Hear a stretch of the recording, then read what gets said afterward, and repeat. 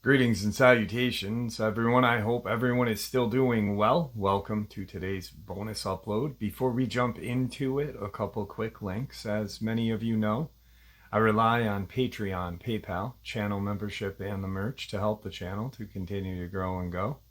Links to Patreon, PayPal, and channel membership is in the description below. Merch displayed directly under the video. Also, Dogman, Frightening Encounters, Volume 1 through 3, the audiobook versions. They were written and researched by Tom Lyons, narrated and produced by me, Jeff Nadolny. Those audiobooks are available on Audible, Amazon, and iTunes, links to which are also in the description as well. And finally, last but definitely not least, if you'd really like to help support the channel to continue to grow and go, simply subscribe. It does not cost a cent. Click that like button, it takes half a second. If you don't want to miss out on any of the informative uploads that I put out daily, click that bell icon, and folks, please leave a comment and share the video. Why? Well, because all of these things really do help the channel to continue to grow and go. They definitely do matter, and they are appreciated. And now, everyone, I have taken far too much of your time. Let's jump in to today's bonus, shall we? This one experience has really kind of stayed with me since day one of the gentleman sharing it with me. It occurred right when COVID was at its height, and there was places that were still shutting down, places opening up, and just an absolutely terrifying experience.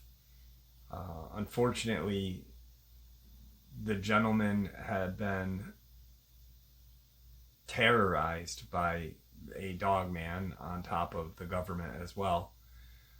So he was really not willing to come on for an interview, but we did have contact via email. And I only wish I was able to talk to him personally, because, you know, just to hear the experience that he had verbatim from him. So, in the first week of May this year, 2020, I had an encounter that I'm still having problems coming to terms with. Due to the reasons I will explain in my story, I am not comfortable with giving my name or the details of exactly where this happened. I'm a pretty normal guy living in Delaware on the border of southeastern Pennsylvania. I'm a lover of the outdoors, and in the past few years, I have not had time to really get out into nature and get my much needed dose of the natural world. In 2019, I opened my own online business, and due to the recent COVID-19 pandemic, and the whole world being stuck at home on their computers, my sales tripled the first half of this year.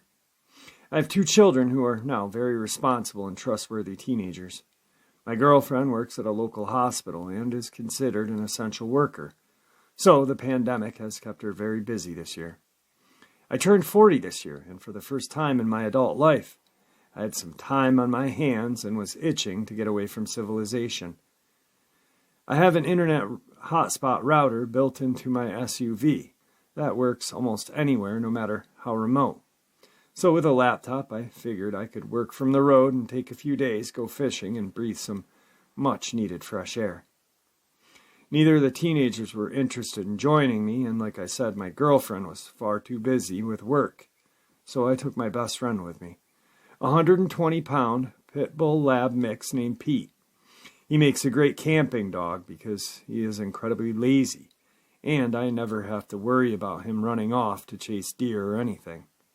He will lay on his blanket next to the fire all day and night, unless I make him head out with me. But, as I've learned while camping with Pete, if coyote, bear, or any other predators come around, he snaps out of his laziness and protects the camp. Despite his easygoing demeanor, Pete is pretty intimidating, as he is 120 pounds of muscle with no fat, which also blows my mind because of how lazy and inactive he is. I try to go camping at least once a year, and when I do, I usually rough it with a small tent and whatever I can carry on my back. But this time I decided that I wanted to have as many comforts of home and really pamper myself. So I hitched my 10-foot enclosed cargo trailer to my very large SUV and filled it with all the things I would really want to be comfy. I brought my full-sized backyard grill, a 12 by 12 pop-up canopy, an air mattress, 2 large coolers full of food, and a fancy 6-person tent. The campground I decided to go to is a large one that is mostly used for RV kind of crowd. But the far end, right next to a stream, is the best fishing area. They have half a dozen of just plain old campsites with no power or water hookups. My campsite was bordered by about 50 yards of thick woods that separated my camp from a large, fast-moving stream that is well known to be one of the best trout fishing spots in the whole state. On the other side of the stream is a steep mountainside that is covered in rock overhangs and small caves. It's a beautiful area, and I love falling asleep to the sound of the water. I set up the camp so that my SUV, trailer, and pop-up canopy make sort of a U shape and block most of the view into my area from the rest of the campers. I rented my campsite for a full week, starting on May 1st, which was the first day that the state opened up most of the state parks and campgrounds to the public, since the pandemic shut down in March. I arrived at the campground about midday on Friday, and the place was packed. I spent most of the day getting my campsite set up, getting to know my temporary neighbors, and cooking ribeye steaks, burgers, and vegetables on the grill. The weather in central PA in early May is pretty much perfect, so I decided to sleep in the tent each night with Pete and turned my trailer into a mobile office, where I kept my computer, internet goods, mailing packages, and even a printer for printing postage. This way, I could work an hour or so each morning, get my orders packed up, drive 20 minutes to the nearest town once every few days, and get my orders shipped. I remember thinking that I wish I could convince my girlfriend and children to just sell everything and move into the woods and just live like this.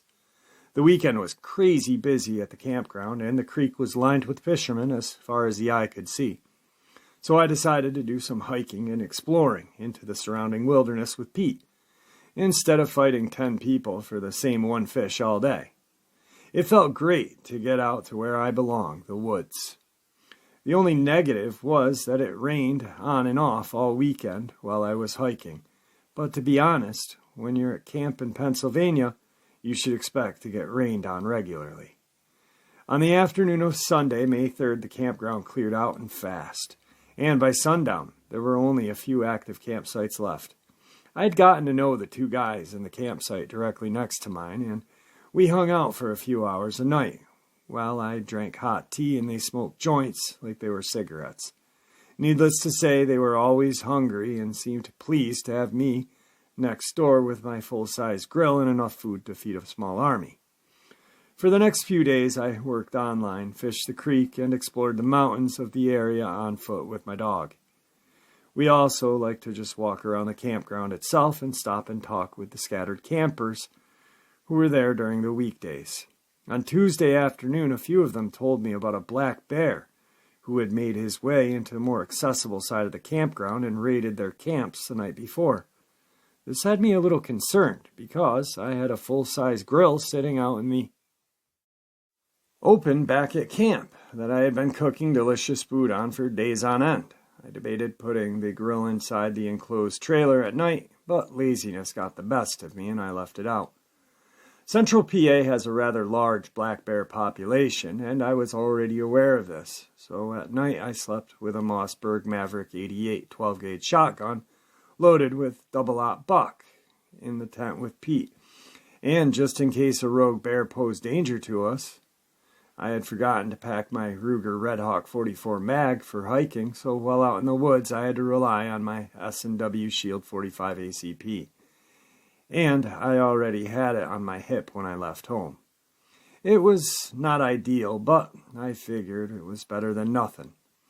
On the night of Tuesday, May 5th, my new friends and I cooked up some barbecue chicken thighs, baked beans, and some baked potatoes wrapped in aluminum foil on my fire pit. They produced a small bottle of vodka as well, and we made a few orange soda spiked drinks to go with our fancy campsite dinner.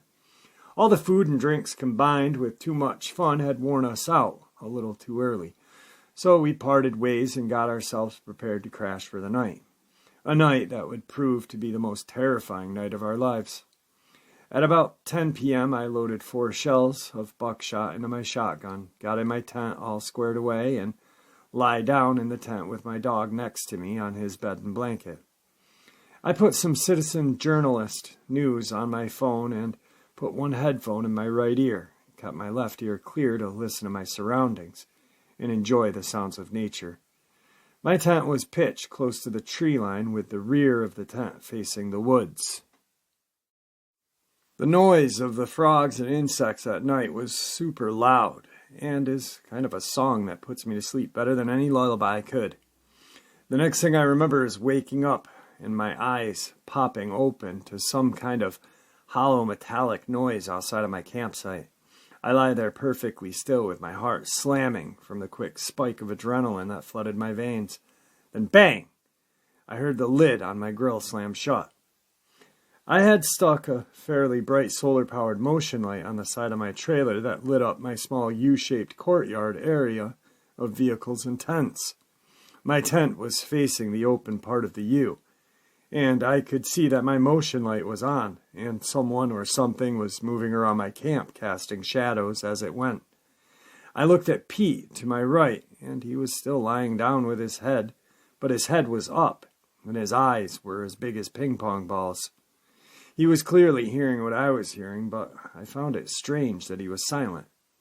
It was then that I noticed the unusual deafening noise of frogs and insects in the woods behind me was not there. Then I heard whatever it was breathe. It was a hoarse, deep breathing, and that was when I thought to myself, bear. I could hear it walking around, thump, thump, thump, and next I heard it at my trailer, pulling at the side door, trying to get inside. So I sat up and grabbed my shotgun. One thing about black bears is that they are not the bravest animals, and any man-made noise will almost always make them run for their lives. So I racked the slide of my shotgun as loud as I could and chambered a shell. Instead of running off, the creature stopped moving and went silent. I could feel the fear building up inside of me as I pretty much held my breath and listened. To my horror, it started walking toward the tent. It was then that I saw its shadow take shape as it drew closer.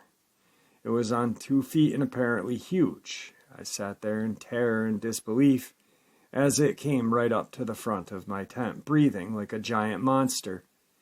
I said out loud, "Whoever you are, I have a 12 gauge pointed right at you, so you better sound off who you are." Right then, it leaned forward right up to my tent and let out the most terrifying, deep growl I had ever heard in my life. At that moment, Pete whined softly and cowardly. His head was down. It was then that the shadow of its head was clearly visible. It was the giant head of a wolf with 2 pointed ears. As it was growling at me, I could hear my neighbors talking to each other. One of them shined a flashlight at the creature. When the light hit the side of the creature's face, I saw the eyes light up a golden LED light. It turned its face toward the flashlight, and I could hear the man gasp and say, "Holy shit!" Then it turned its attention back to me and growled again. I decided that if I didn't do something, this thing was going to kill us. So I laid back onto my sleeping pad, took aim at the shadow of the monster's head, and pulled the trigger. What followed was complete and total pandemonium. The monster screamed and roared at the same time. It was like a death scream of a woman mixed with the roar of a big lion. Pete finally snapped out of his fear, jumped up, and started barking ferociously. The thing ran off, and from what I could tell from the loud thump, it ran straight into my trailer. I clambered up and quickly unzipped the tent and poked my head outside to see. It got up on its feet and ran right into the picnic table and did a flip onto the ground. It started grabbing its face and thrashing around.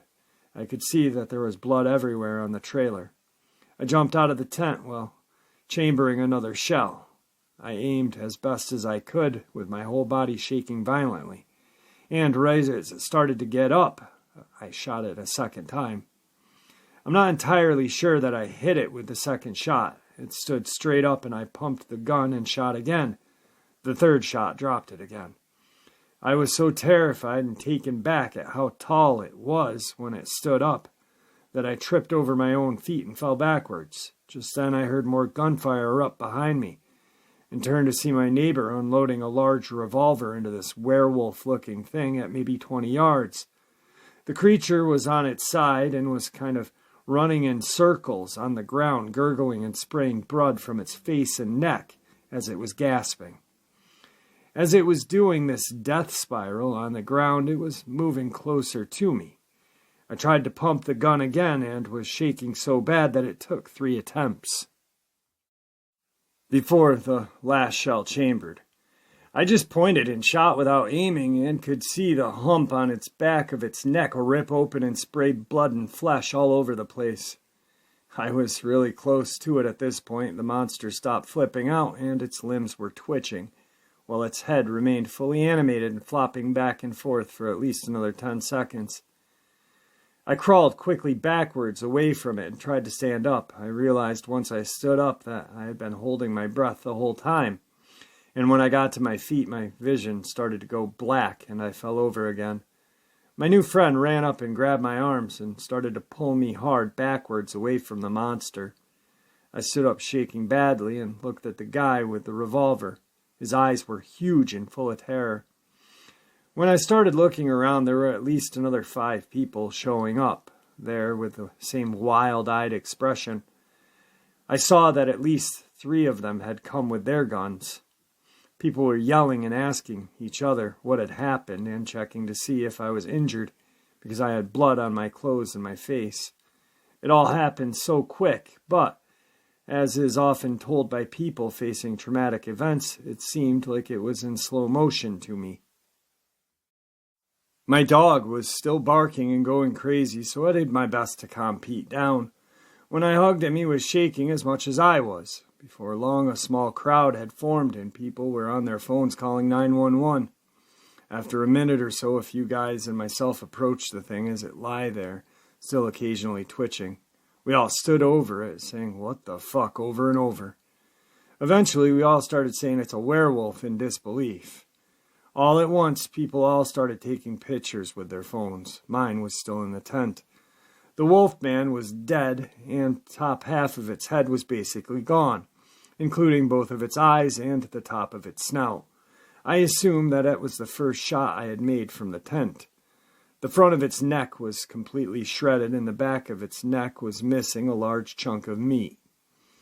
Other than that, it was pretty much impossible to see exactly what other injuries it had sustained, as it was completely covered from head to toe in blood. But we were all pretty sure that it had taken buckshot or .357 magnums to the chest as well. There was a small river of blood running through the camp and right past my tent from a puddle that had surrounded the beast. It was a lot of blood.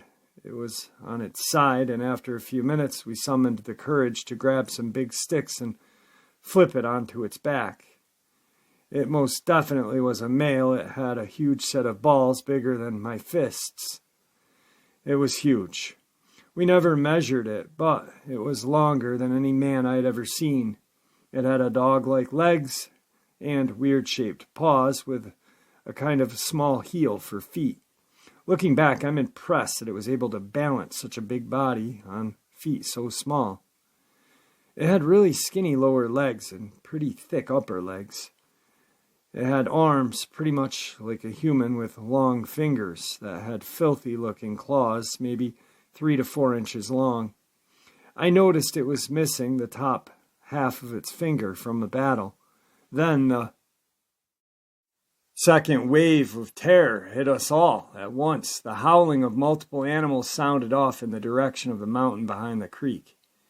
We all looked at each other, and I could see that same big-eyed look over everyone's face. I ran to my tent and clumsily loaded my shotgun with a full 5 rounds this time and grabbed my .45 as well and clipped it to my side inside my waistband. I also grabbed my phone. All of a sudden, everyone was done looking at this werewolf and was looking into the woods in the direction of the howling. It kept up for a few minutes, and we could hear the howling getting further and further away.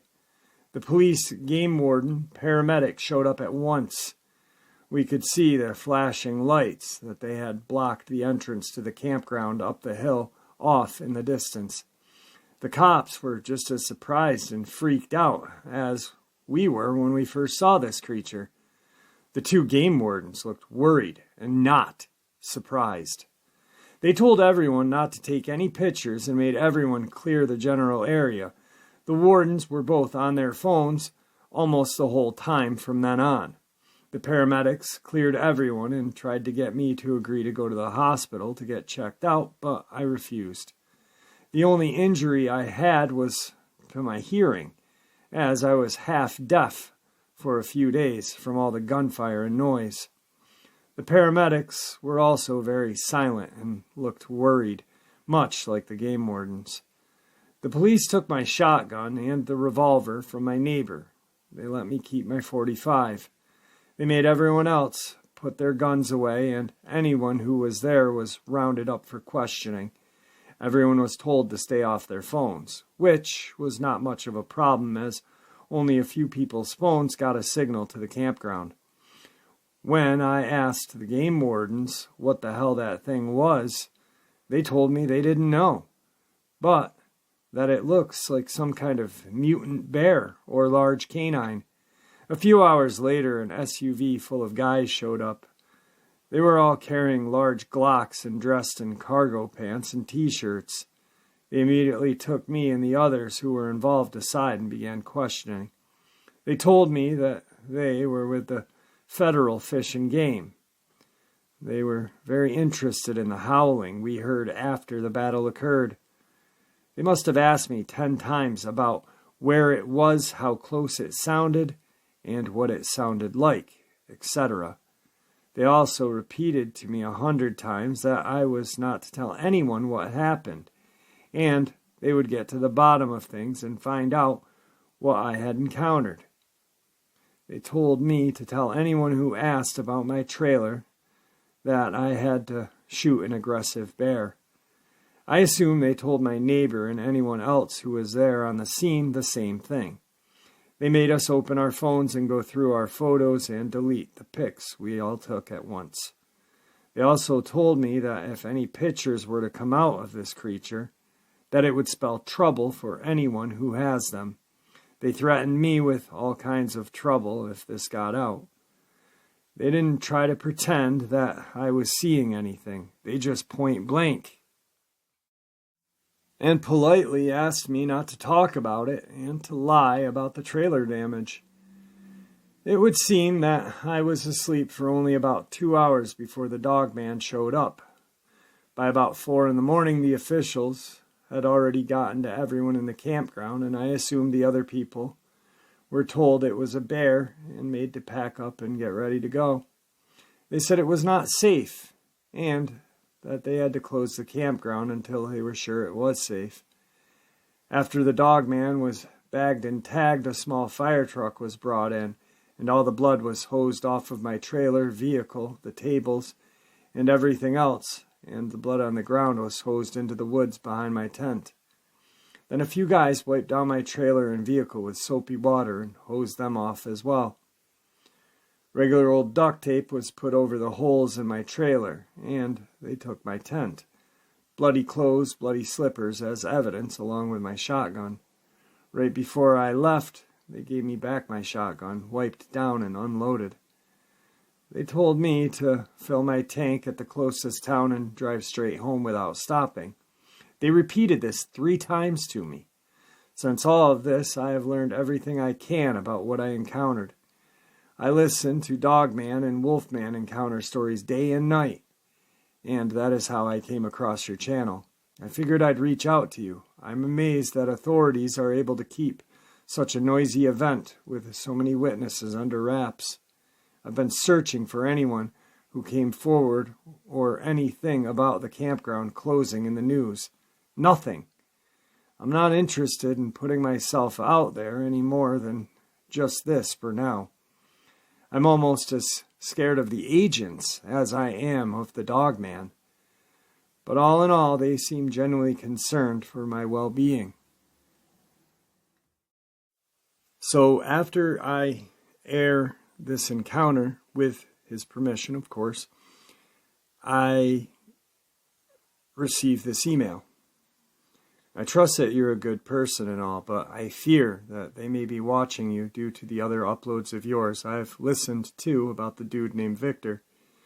I find it interesting that one agent that really had me cornered there for a while that night had a thick southern accent. I suppose he may have come from your Friends Virginia group.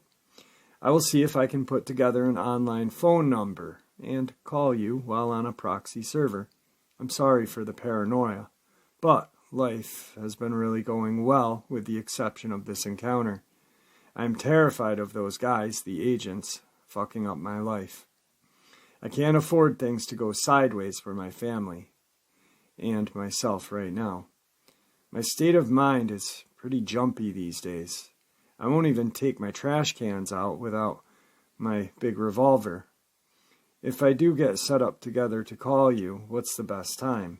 If you have any questions in the meantime, go ahead and email me. I will make sure to check this account for you each day. Third email. I was reading through the comments on the show about my encounter. A few people had questions, it seems.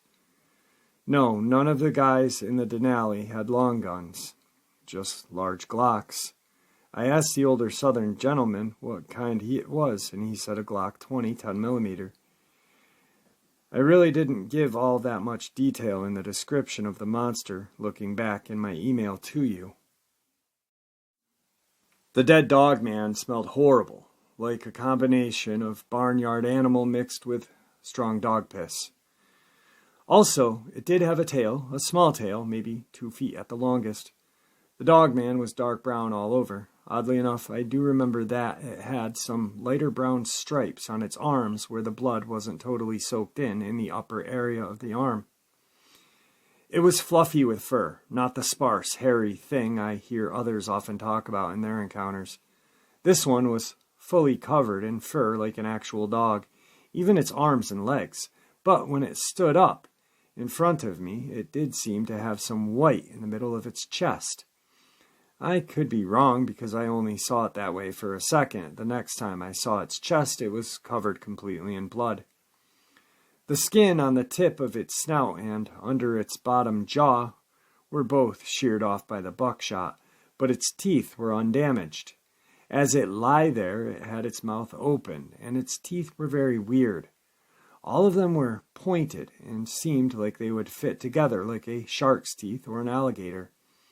The teeth were bloody, but very visible. They seemed unnatural to me.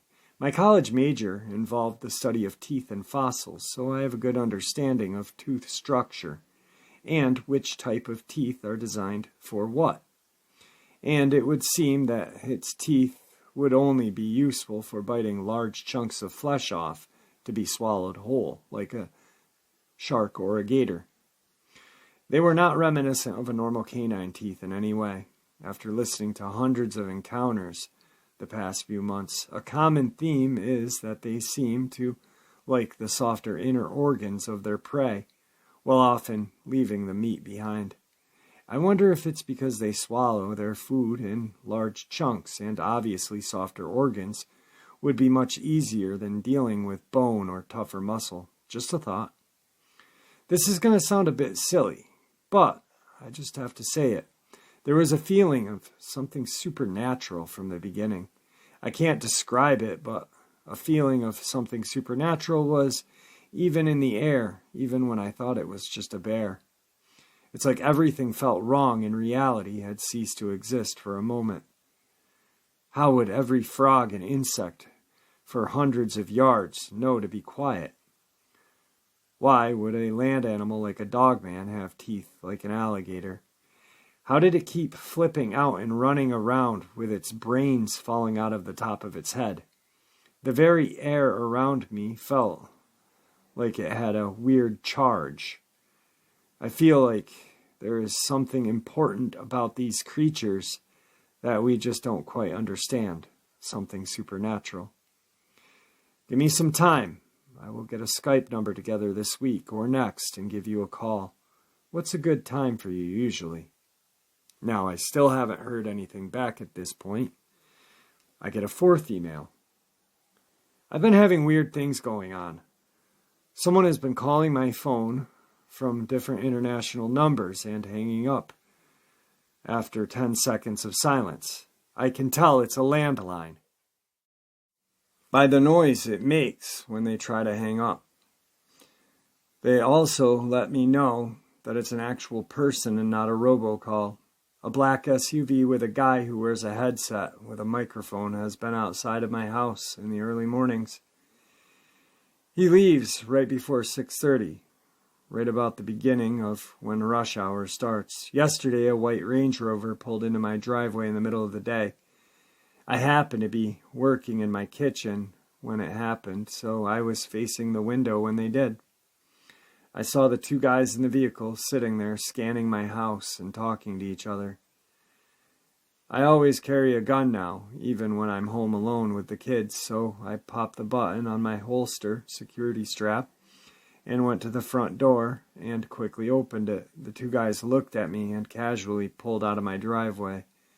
I did notice that they had out-of-state license plate because it was just plain white, definitely not Delaware. I'm sorry for this, Jeff, but I'm going to have to stop corresponding for a while. I can't help but notice that this stuff started happening after I contacted you. I could just be paranoid, but like I told you previously, I have a happy, almost perfect life right now. I have a lot to lose. I hope you understand. Feel free to let your listeners know. Redacted. And there you have it, folks. I really hope you all enjoyed this upload as much as I enjoyed sharing it with you. I'd like to thank you for supporting the channel. It is, after all, your support that helps the channel to continue to grow and go, and what gives us all a place and a chance to share our experiences and theories judgment-free.